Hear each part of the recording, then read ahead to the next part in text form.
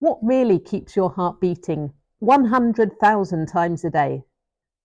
Dive into the incredible world of the cardiovascular system, how it powers your body, boosts performance, and keeps you alive. Want to know what my functions of blood acronym is? It's DRAC. Are we ready? DRAC, what does DRAC stand for? D, R, A, C. So D stands for distributes. Distribute. And what does the heart distribute? Well, the heart distributes blood, firstly, full of oxygen via hemoglobin. It distributes all the good stuff in the body, amino acids, proteins, important fats. It distributes heat and it distributes hormones. So if we think of it quite simply, D for distributing all the good stuff that the body needs. R stands for removal. So if we're distributing the good stuff, we're removing the bad stuff. And by bad stuff, I mean waste and carbon dioxide and urea, things that shouldn't be contained within the body. A for antibody production. Or we can also think of A as attacks, to attack and to defend from microbes and bacteria that also shouldn't be in the body. C for clotting. So blood is really good at clotting, matting together, and we'll have a look at what particular cells are involved with that to stop excess blood leaving the body. We've just had a look at the 4 functions of blood. We're now going to move on to the 4 components of blood. So what is blood composed of? I like demonstrating this through a test tube. Okay, and if that was full of blood, full of a sample of blood, I would say around that much, let's go 55% on the top here would be plasma. So plasma is a watery substance which transports the hormones, the salts, the enzymes, and the plasma proteins. Now, it's a yellowy kind of fluid, and it's often described as straw-coloured. So that's our watery element that allows all the blood cells to be transferred around the body in, which means this bit at the bottom, 45% of that sample of blood is full of cells. Okay, and of that 45%, it's made up of red blood cells, white blood cells, and platelets. So you can think how sticky blood can be, because it's not just water, it's a combination of the two. So let's have a look at red blood cells to start with, often written as RBCs. And the technical name for a red blood cell is an erythrocyte. Now, when I teach in class, I like showing where words come from. And the word eri, that starts this word, means red, as in when we do massage and the skin goes red, it's erythema, so reddening of the skin. So this word eri is red, and cyte means a cell. So basically, a red cell, red blood cell. Red blood cells contain hemoglobin, and it's the hemoglobin that carries the oxygen around the body. Red blood cells also have a lifespan. Their lifespan is 120 days. So from when they're made to when they decompose in the body, 120 days, or around 3 to 4 months. Now, this is why when you give blood donation, how many pints of blood is found in the body? Do we know that? It's around 8 or 9 pints. And when you donate blood, you donate 1 pint of blood. So you're donating about 1/8 of all of the blood in your body. So why can't you do that every month? Well, if you donated 1/8 of your blood every month, you would eventually run out of blood. You have to wait 3 to 4 months between your donations. So this 120 days is important to rejuvenate the blood back into your body. So let's have a look at white blood cells now. White blood cells, WBCs, also more technically known as leukocytes. Now, hopefully you know what cyte means. Cyte means cell. Leuko is to do with white. And you may have heard of a condition called leukemia, and that is the overproduction of white blood cells within the body. So the body starts to defend against itself. If we have a look at white blood cells, their main action is to engulf and digest bacteria to try and break them down and keep us safe. So that's kind of the immune function of the cardiovascular system. Let's draw a picture of a white blood cell, and let's draw a picture of an evil bacteria. Now let's try and make him evil. There we go. Hope that looks scary. Now, in the body, we have many different bacteria, and we have many of these. And what they do is they can identify something that shouldn't be in the body. And when we talk about engulfing and digesting, they change shape. So these white blood cells change shape. If you know the old-fashioned 1980s Pac-Man, it's similar to that as he goes and munches all the things in the Space Invader world. Now, our white blood cell will engulf and digest the bacteria, and it kind of seals itself back up and breaks it down, and then it will spit it back out. Now, I use these words to make it sound a little bit more exciting than it actually is, but that will help defend the body from the series of bacteria that's entering. Now, what happens if we had a whole army of these bacteria? Let's say we had 1,000 bacteria and we had one white blood cell. This army of bacteria are going to wipe away this white blood cell. Okay, so the bacteria are going to win, and therefore we will get some form of infection or disease. But the body is also really good at replicating. So this one white blood cell now splits and divides into two genetically identical cells. And that process is called mitosis. Okay, those white blood cells, because there's a whole battle going on here, they need to split and divide. They become two, these become two. So now that one white blood cell has already doubled and doubled again, and therefore the battle is now more even, and hopefully will wipe away those deadly bacteria that are in the body. So leukocytes, it's not just one type of leukocyte, there are quite a few in the body. And leukocytes use the action phagocytosis. And phagocytosis was that eating and digesting that I've just drawn on the whiteboard. Now, the different types of leukocytes in the body, the way I teach in class there are 2 cytes and 3 fils. What's she talking about? Well, what are the cells called? There is a monocyte. Okay, so that's one of our cytes. There is a lymphocyte.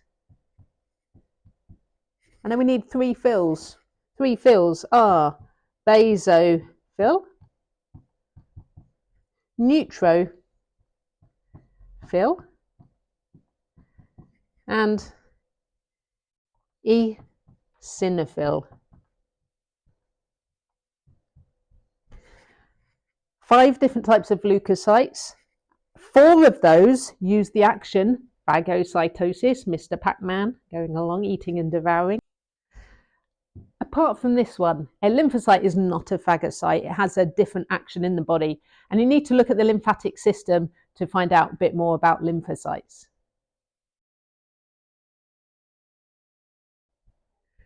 The third type of cell found in blood is a platelet.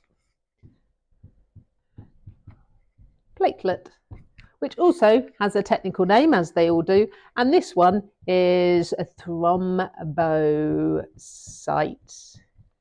What does cyte mean? Well remembered, cyte is cell. Thrombo, anything that you know to do with thrombo. Let's have a think. Thrombosis. A thrombosis is a blood clot found in the body. So if we think of thrombosis and clotting, it's a clotting cell, and a platelet is a clotting cell. Now, it works a little bit like Spider-Man, if you've seen Spider-Man. Spider-Man, with his little web thing, like that, shoots out web. Now, that web from the platelet gets shot out, and it encapsulates and it goes over all the other cells inside it and it sticks them all together. So this platelet with the fibrin strands coming out maps up the red blood cells to form a clot.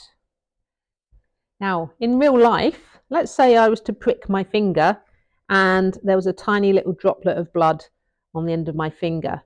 Now, in there, have you got any idea how many cells would be found in that droplet of blood? Well, red blood cells, we would have approximately 5 million. Can you imagine 5 million in that tiny droplet of blood? Well, what about platelets? Platelets, in that one drop of blood, we would have 400,000. And what about white blood cells? White blood cells, we have around 10,000. Now, having a think about capillaries in the body. Capillaries are a very small network of blood vessels. Okay, so they're arranged in many different formats, but let's say that's a little capillary network. A capillary is tiny. A capillary is the width of a red blood cell. Now, when you prick your finger, how many red blood cells are found in that droplet of blood? Have a look up here, 5 million. One of those is the width of a capillary. So now that makes you think how thin capillaries are, and they're found everywhere. And I think it's 60,000 miles of capillaries in the body. If I'm going to draw a red blood cell, from the side, it looks a bit like that. From the top, a kind of a 3D version of it looks a little bit like a refresher sweet, thick around the outside and thinner in the middle. Now that special shape is called a biconcave shape. So it's concave from both ends. And what that does is it increases surface area to allow for diffusion of oxygen and carbon dioxide. So here we have the heart. Is plastic. It's probably slightly smaller than a real one. A real one is similar to the size of your fist. It sits behind the sternum like so, and it sits slightly at an angle. So when people say the heart lies on the left side of the body, it's really central, but the end of it here is around the left nipple area. And the heart is made up of 4 chambers, and we'll have a look at those chambers. The top 2 chambers are the atria, and the bottom are the ventricles. And it's made of a muscular tissue. Now, if you've had a look at the muscular system, you know there are 3 types of muscle in the body. Skeletal muscle, which is found attached to bones and do all the movements. Smooth muscle, which is found lining organs. And then the other one, which is this one, is our cardiac muscle tissue, just found in the heart. As with the muscular system, we have the wrappings or the fascia that surrounds the different muscle fibres and the whole muscle. If you remember, epimysium, perimysium and endomysium. Around the heart itself, we also have these 3 fascial membranes. We have one that keeps it in place, so it wraps it all around the outside, so that when you jump up and down, it's not going to be doing this. It keeps it in place inside the body, and that's our pericardium. Inside the heart itself, the actual heart muscle is the myocardium, and inside is the endocardium. So I'm just going to write those down for you. We have pericardium. If you're doing an exam on this, this normally comes up. Now, what does peri mean? Peri means perimeter. So it's the perimeter or the whole wrapping of the entire heart to keep it in place. Cardium obviously means to do with the heart itself. The main muscular wall is the myocardium. What does muscle mean? It is like learning another language, learning anatomy. Myo is to do with muscle, and the study of muscle is myology. And then our final one is endocardium. Now, endo refers to inner, the inner lining. It's like the endocrine system. Endo is inner, so if we could see a cross-section of the heart, it's that inner lining that allows a friction-free membrane for the blood to pass. I'm going to show you now the way that I remember the structures inside the heart. And if you are to do an anatomy exam, I would suggest if you could just sketch this picture and get used to it and try and do it in around 30 seconds, it will answer so many questions for you. I'm going to try and explain it in 2 minutes while I'm showing you the different points.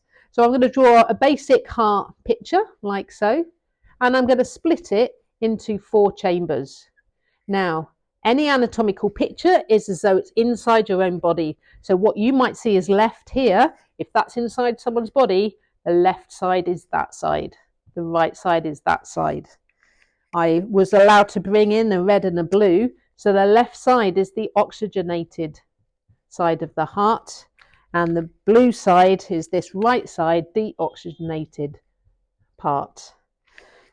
Okay, now from here, the left side of the heart is where the aorta stems from. So the thickest blood vessel of the body comes out like a big archway. Okay, so that is the aorta coming from this side, which is the left, and this is a ventricle. So the ventricles are the bottom chambers. The top chambers are the atria. Aorta, where does the aorta go? Well, just for my picture, I'm going to bring it down here and say it goes to the body. So it's supplying blood all over the body, to the arms, the legs, the abdomen. It comes back this way and enters the right atria. Okay, and it returns back to the body. As you can see now, it can't get anywhere until I make a valve. Okay, so I've got a valve on that side. This valve, I'm going to call that tri. It's the tricuspid valve. Tricuspid. And that means 3 flaps. There's 3 flaps there, allowing the blood to come through. Now it has to go out through this structure here that I'm drawing. And it comes all the way up to the lungs. So this deoxygenated blood comes up through this tube here to the lungs, and once it receives its oxygen, it comes back to the body into the left atria. Now we need to know what all these are called. So let's go. That's red all the way down to there, and we've got red coming back from the lungs. That's all oxygenated. The blue comes back from the body and it goes to the lungs. So in terms of structures, we have this structure coming out, and that is the pulmonary artery. Arteries always go away, and the pulmonary vein comes back via. We've labelled up the aorta, which goes to the body, and that comes back through another vein, and this vein is called the Vena cava. Now we've nearly finished, if you're keeping up. On this side we have a little valve, and this valve is called the bicuspid. And finally we've got 2 sets of valves in the centre of the heart, and they are the semi-lunar valves. So I drew that quite quick. I've got no idea on video how long that took. But if you could draw a simple version of that and label it correctly, let's see how it can answer some exam questions. If there was an exam question that said, where does blood flow through after the pulmonary vein? So we can look at our picture here. Pulmonary vein, where does it flow through? It flows through the left atria. It might say, what side of the heart is the tricuspid valve? And we have a look here. Now I've got a really nice way to remember that. Try before you buy. That's the order that you would write it. Try before you buy is a really nice way. A student taught me that one. So tricuspid is on the right side. Bicuspid is on the left side. Let's have a question. Where does blood go after it's been to the body? It goes along here. It's deoxygenated. It runs through the vena cava. The vena cava is the biggest vein in the body, and that will enter the heart at the right atria at the top here. What valve does it travel through? Tricuspid. And both sides of the heart will exit via the semi-lunar valves, whether it's going to the lungs or whether it's going to the body. So it's a really nice diagrammatic picture to show how the blood supply works and the heart works in the different chambers. I'm going to test myself now. I'm going to try and draw it in 30 seconds. Let's get my pens ready. This is you in an exam. Well, I've got palpitations now doing it. Hold on. Give myself some pressure. Are we ready? Go.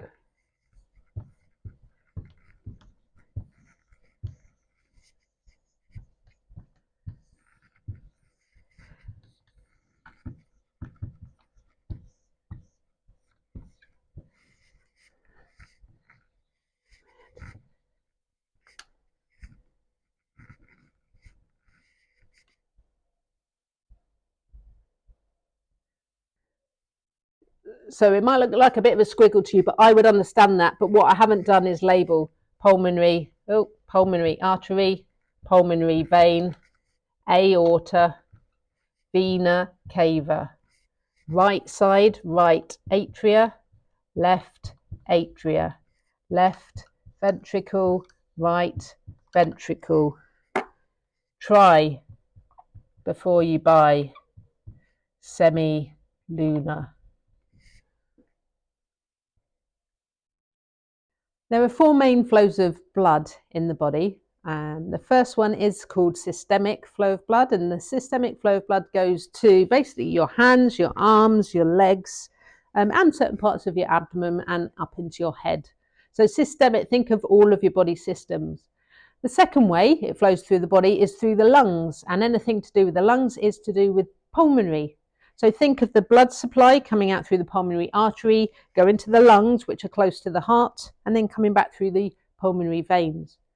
Now, the thickest blood vessel of the body is the aorta, because as the heart pumps, it's got to push blood all the way down to the feet, whereas the pulmonary artery is a bit smaller because it only has to pump here to the side to your lungs. The third flow of blood in the heart, as we can see on this model here, is the coronary flow. So it's called the coronary circulation, and it's these little red and blue that goes around the walls of the ventricles. Now, a lot of people think it would get its own oxygen from the blood supply within the heart as it's pushing the blood around, but it doesn't. It gets it from its supply in the walls here.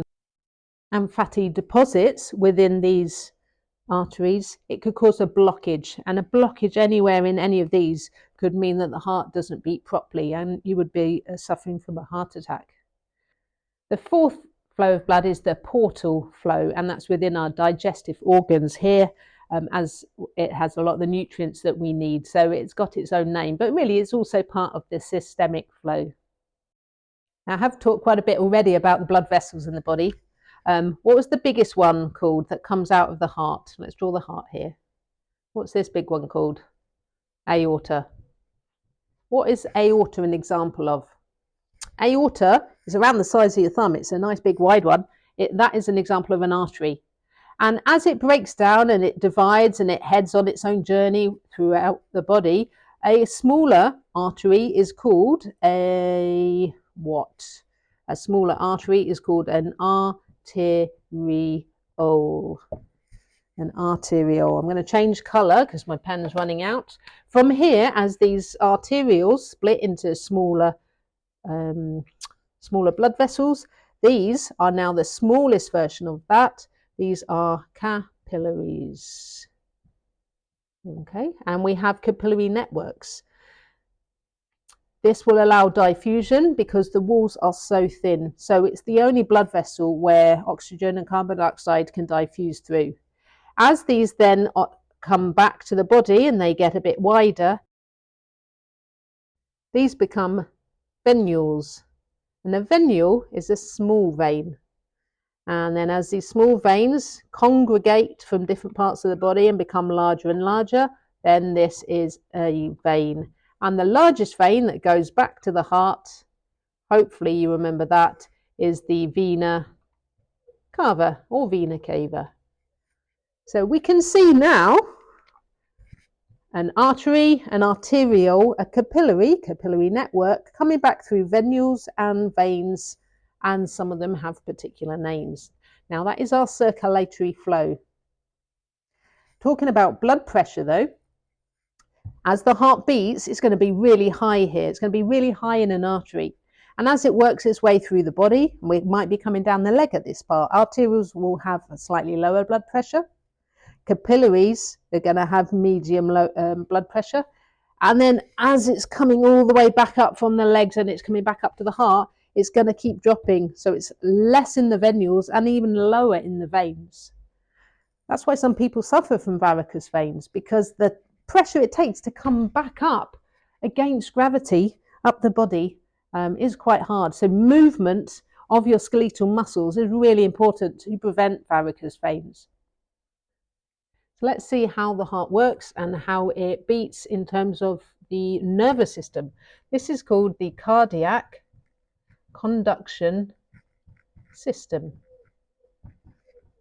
So I've already drawn a picture of the heart. Hopefully you can recognize that. That's the left side, that's the right side, that's the aorta, that's the pulmonary artery. Now, the heart has its own inherent rhythm, but it also needs that nervous system to control it. At the top here, we have something called the SA node. Okay, SA node, Sino-atrial node.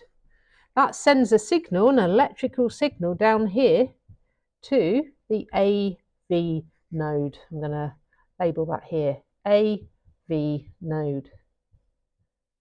From there, so the right atria is the first part of the heart to contract. It sends a wave across this side, so they're both atria contracting. This sends a signal down to the middle of the heart, which is called the septum. So it's a thick muscular wall that divides the left and the right side of the heart. This goes down through what's called the bundles of His. Bundles of His, named after a doctor, Dr. Hiss.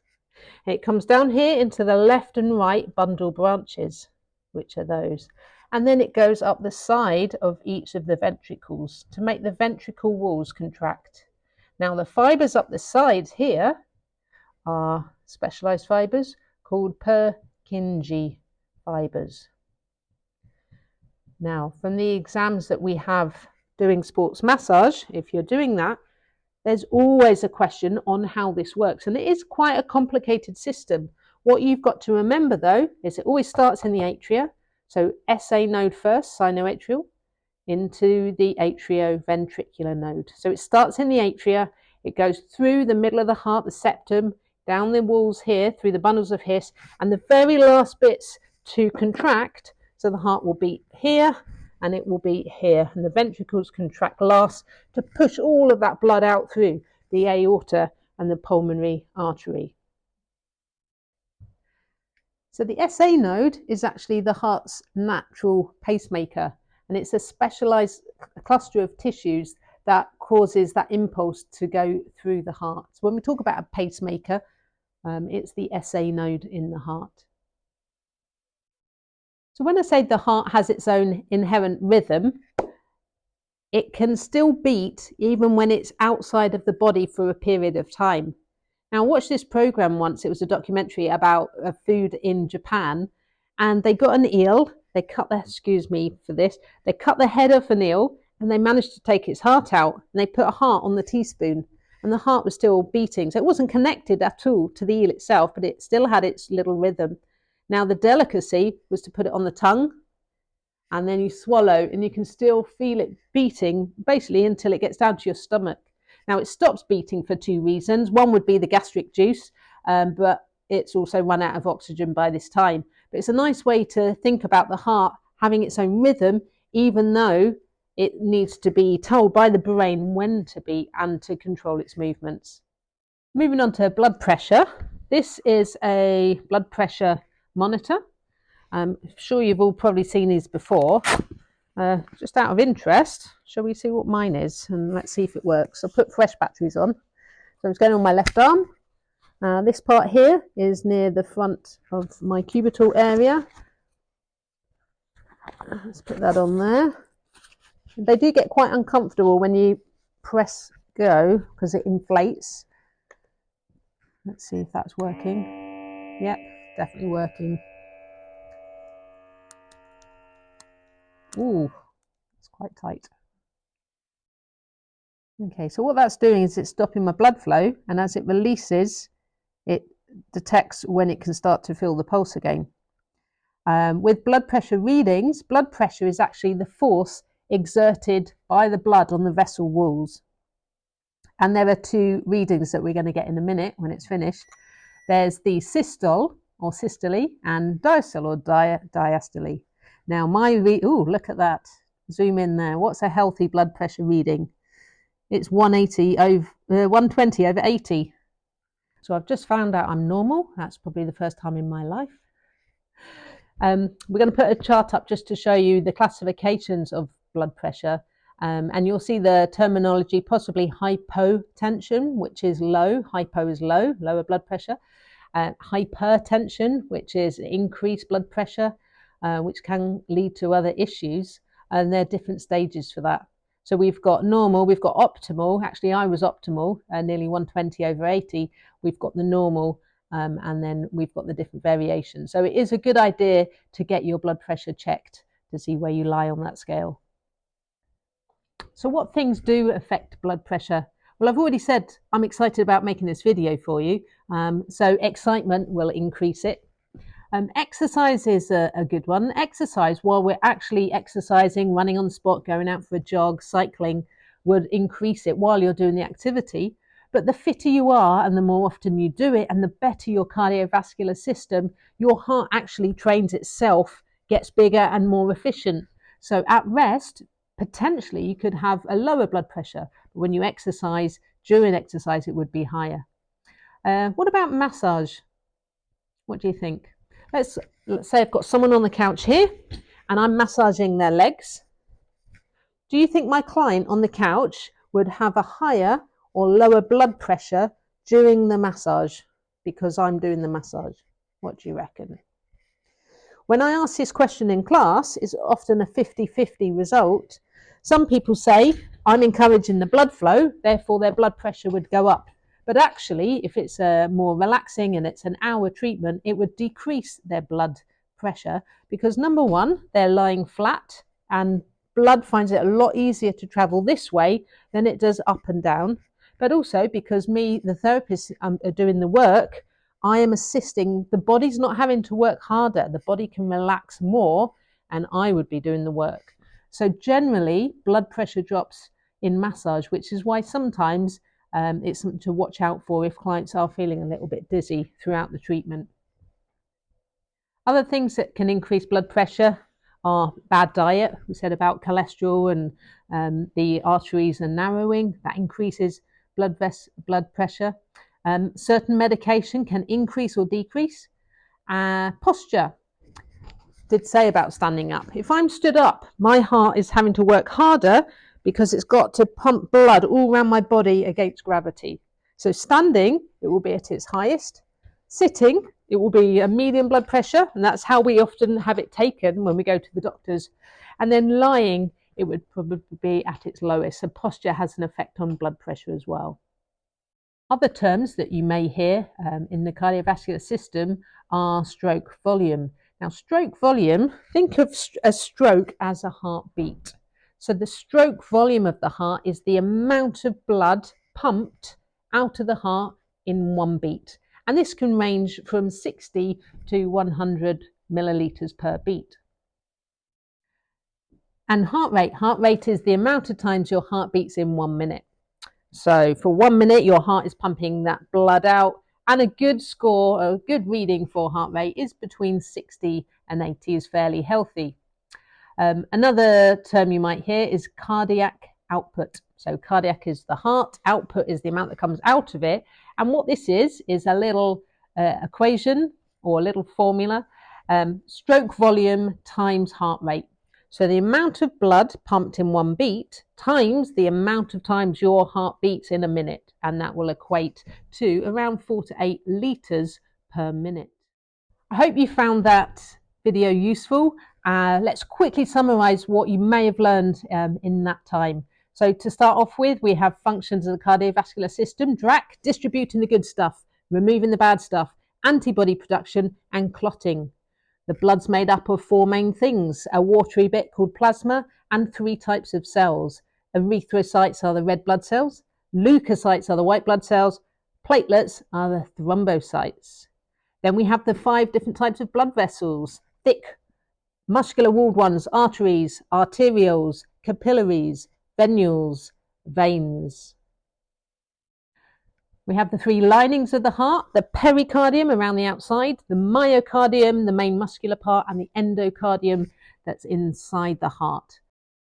We have blood pressure. A normal reading is 120/80 milligrams of mercury. We also have the term systole, which is the heart contraction phase, the higher reading, and we have diastole, which is the lower relaxation phase of the heart. Thank you so much for watching this video. Hope you've enjoyed it. I've got plenty more anatomy ones, muscular, skeletal, skin, etc. Please have a look at those, subscribe and like.